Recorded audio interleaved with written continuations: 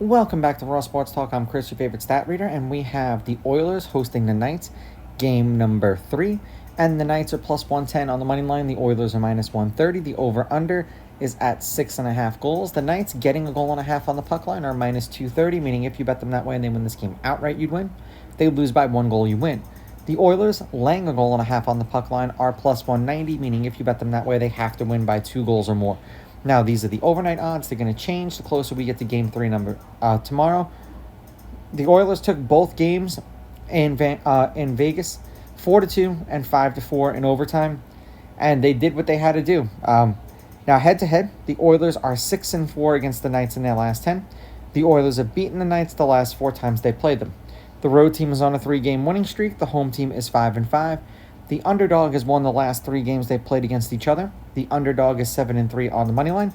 The underdog getting a goal and a half on the puck line is 8-2. There have been 4 one-goal games in their last 10, including the last game that they played against each other, which went into overtime.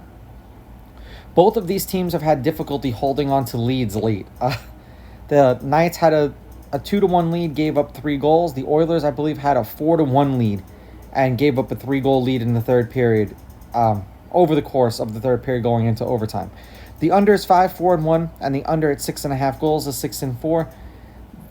The Oilers are one of these teams, I've said it all season, that when they score 4 or more goals, they typically win. When they do not, they typically lose. And you cannot rely on having to score that many goals, even in the playoffs. But the Oilers are getting healthy at the right time. The Oilers are 3-0 against the Knights in their last 3 meetings. The under is 2-1. The Oilers are averaging 4 goals a game. The Knights are averaging 3, or 2.67. The Oilers are averaging 28 shots per game. The Knights, 24. The Knights have had 3 power play goals to the Oilers 1. That's over the past 3 games. The Oilers have had 9 power plays to the Knights 8. The Knights are at 38% on the power play. The Oilers are at 11. So if the Oilers start scoring on these power plays, it's going to be bad.